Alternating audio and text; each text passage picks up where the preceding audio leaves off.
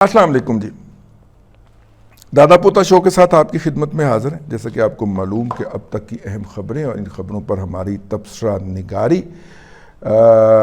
اس کے حوالے سے عالمی منڈی سے خبر آئی ہے۔ عالمی منڈی سے خبر یہ ہے کہ امریکہ کا جو ڈیٹا آیا ہے اس کے بعد تیل کی عالمی قیمت میں کمی واقع ہو گئی۔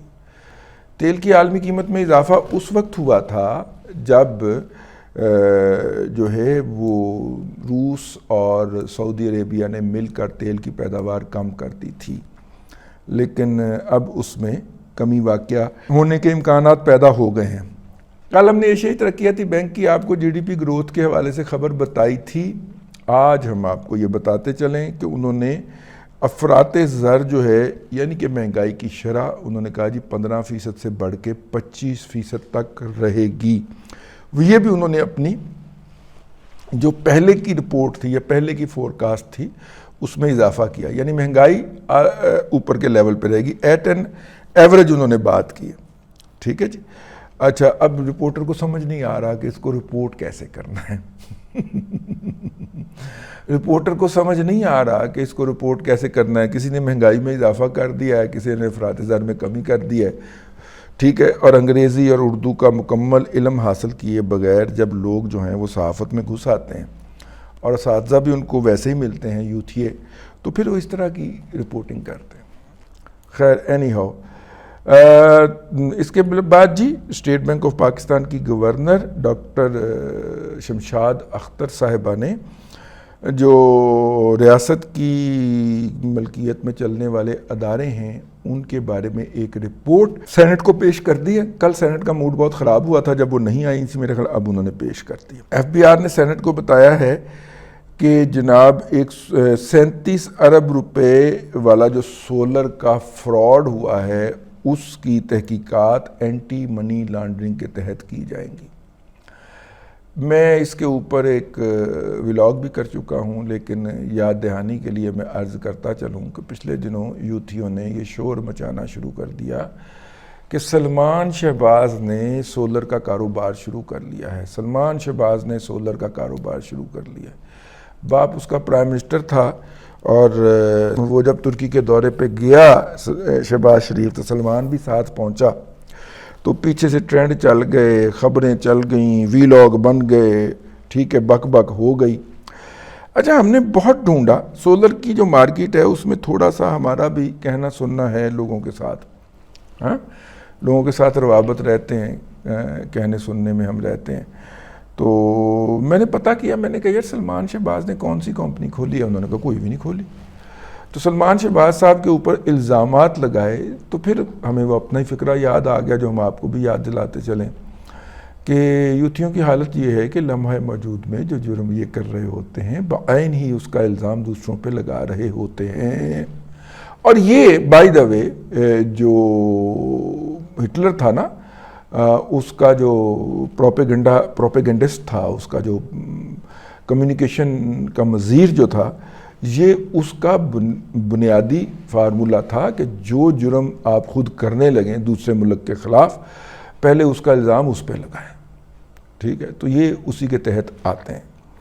تو یہ جو بھی جرم خود کر رہے ہوتے ہیں اس کا الزام دوسرے پہ لگا رہے ہوتے ہیں۔ تو پھر پھاڑ لیا جی اگلوں نے، 2 کمپنیاں بنی پشاور کے اندر، یوتھیوں کی تھیں، ایف بی آر کی جو ہے آپ کو بتا بھی دے گا۔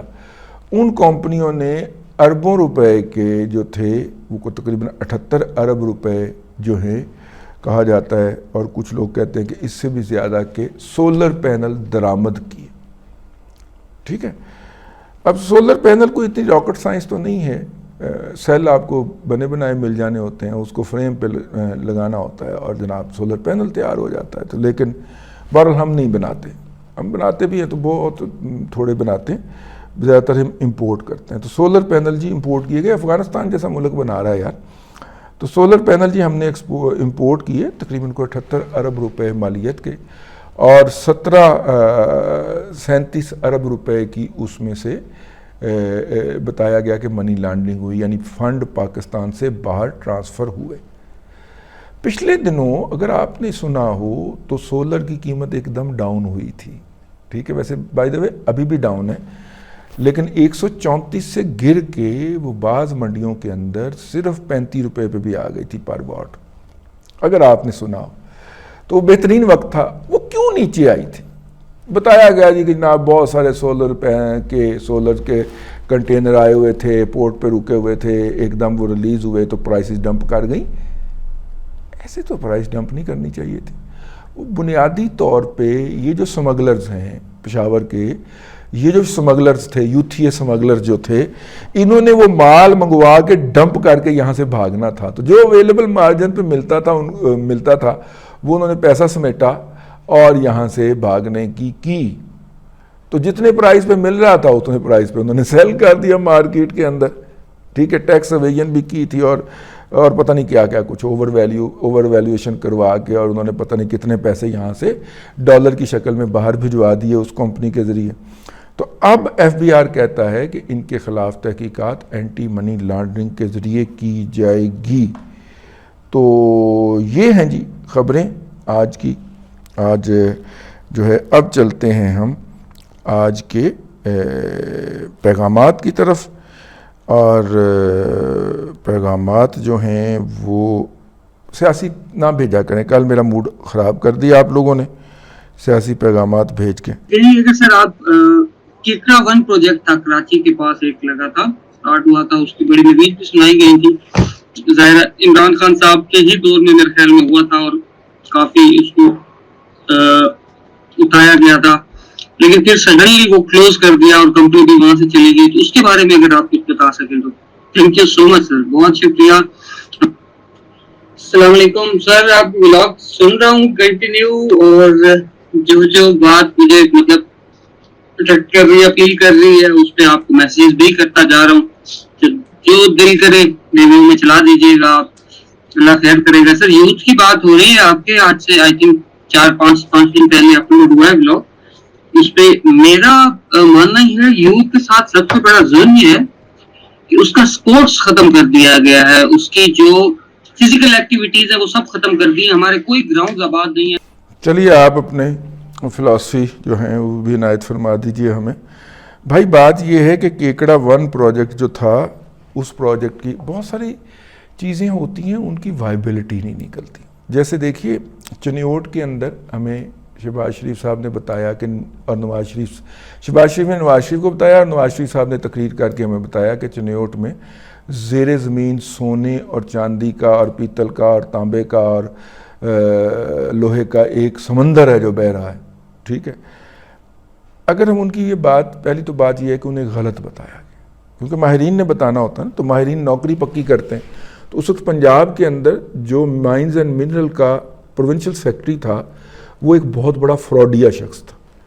تو اس نے چاچو کو چے بنایا, مطلب چاچو کو چغت بنایا, چے سے کچھ اور نہ سمجھ لیجئے گا, چاچو کو چغت بنایا, اور چغت بنا کے نہ صرف کہ پنجاب میں اس نے اپنی لائف انجوائے کی, بلکہ یہاں سے جب اس کے بعد وفاق میں پی ایم ایل این کی حکومت آئی تو وہاں پہ بھی جا کے اس نے لائف انجوائے کی, اور پھر سکون سے ریٹائر ہو کے بیرون ملک وہ فراڈیا بھاگ گیا.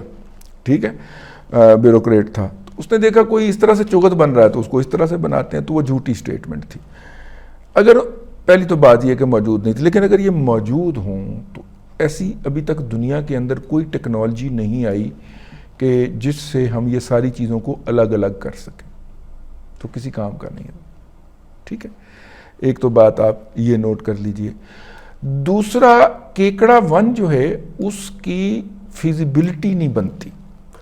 مثلا میں آپ کو ایک چھوٹی سی مثال بتاتا ہوں کہ ہمارے پاس جو تھر کے اندر کوئلہ ہے وہ پاؤڈر شکل کے اندر ہے, اس میں پانی بہت ہے.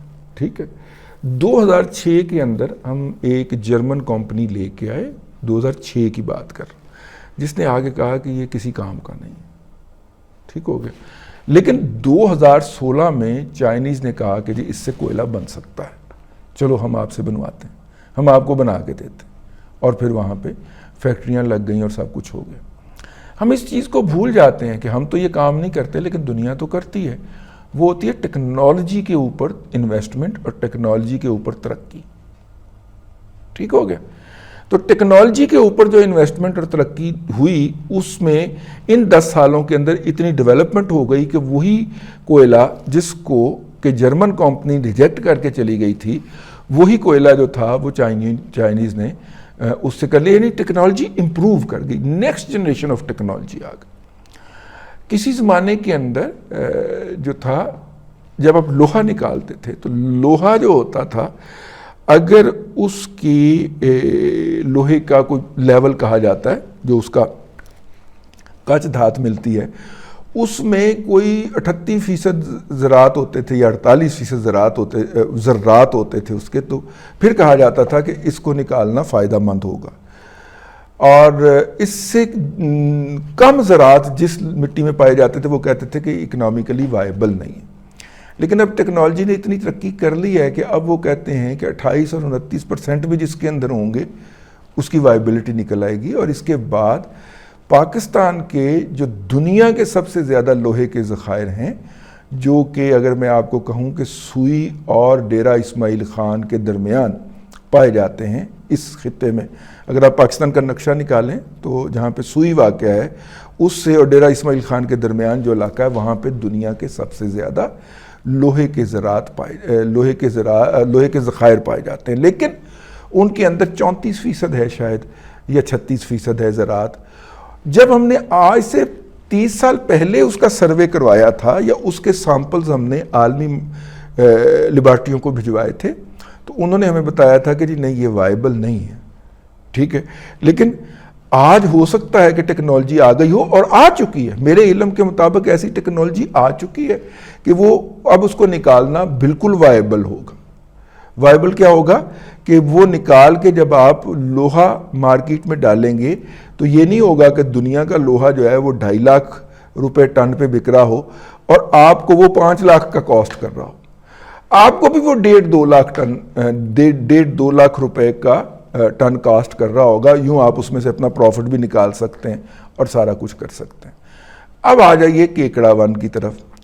کیکڑا 1 جو ہے وہ اس کا کم از کم 2 اس پہ اٹیمپٹس پہلے ہو چکی ہوئی ہیں انیشل لیول کی، اور انیشل لیول کی اٹیمپٹس کیا تھیں کہ انیشل لیول کی اٹیمپٹس یہ ہوتی ہیں کہ وہاں پہ آتا ہے ایک جہاز، وہ زیر سمندر تہ کے اندر سوراخ کرتا ہے، اس سوراخ کے اندر سے جا کے جہاں سے قریب کہیں تیل نکلنا ہوتا ہے یا گیس نکلنی ہوتی ہے، وہاں سے مٹی کے سیمپل لیتا ہے، اور وہ سیمپل لے کے عالمی لیبارٹریوں کے اندر بھجوا دیتا ہے، اور وہ لیبارٹریاں جو ہوتی ہیں وہ پھر اس کی وائبلٹی کو ڈسکس کرتی ہیں، ٹھیک ہے۔ پہلی تو یہ میری بات نوٹ کر لیجئے کہ ہمارا خطہ جو ہے، ہمارا خطہ سے مراد ہے ہمارا بلوچستان، ہمارا پنجاب، ہمارا پوٹھوہار، ہمارا سندھ، یہ تیل کا خطہ نہیں ہے۔ یہ جو آپ کو اور مجھے جھوٹی کہانیاں سنائی گئی ہوئی ہیں نا کہ ایران کی طرف بڑا تیل نکلتا ہے اور ہم نہیں نکالتے، یہ سب فراڈ ہے، ٹھیک ہے، یہ سب جھوٹ ہے، آپ کو تسلی دینے کے لیے اس طرح کے جھوٹ گھڑے گئے ہوئے ہیں۔ بھٹو صاحب جو تھے وہ کوہ سفید ڈیرہ غازی خان سے تیل نکل آیا ہے، اس کی باقاعدہ ایک خام تیل کی بوتل بھر کے انہوں نے اسمبلی میں آ کے اپنی ٹیبل کے اوپر رکھ کے تقریر فرمائی تھی، اگر آپ کو یاد ہو، نکل آئے گی پی ٹی وی کے پرانے ریکارڈ میں سے۔ تو یہ ساری کہانیاں قوم کو تسلی دینے کے لیے سنائی جاتی ہیں میرے بھائی۔ تو کیکڑا کی کہانی جو ہے وہ بھی قوم کو تسلی دینے کے لیے، کیونکہ عمران احمد خان نیازی صاحب کو آئے ہوئے اتنے مہینے ہو چکے ہوئے تھے اور وہ قوم کو خوشخبری نہیں سنا پائے تھے، تو خوشخبری سنانے کے لیے یہ جھوٹ گھڑا گیا، اور اس جھوٹ کا نتیجہ جو ہے وہ آپ کے سامنے نکلا، ٹھیک ہے، کہ وہاں سے کچھ نہیں نکلا۔ اور وہاں سے جو سیمپلز لیے گئے ان کے مطابق ابھی تک کوئی ایسی ٹیکنالوجی وجود میں نہیں آئی کہ وہاں سے گیس نکالی جا سکے۔ اور بائی دا وے کیکڑے کی ڈرلنگ تیل کے لیے نہیں تھی، جیسے کہ میں نے عرض کیا ہمارا خطہ تیل کا خطہ ہے ہی نہیں، ہمارا خطہ گیس کا خطہ ہے، ٹھیک ہے، یہاں سے نکلے گی گیس، نکلے گی تیل نہیں نکلے گا۔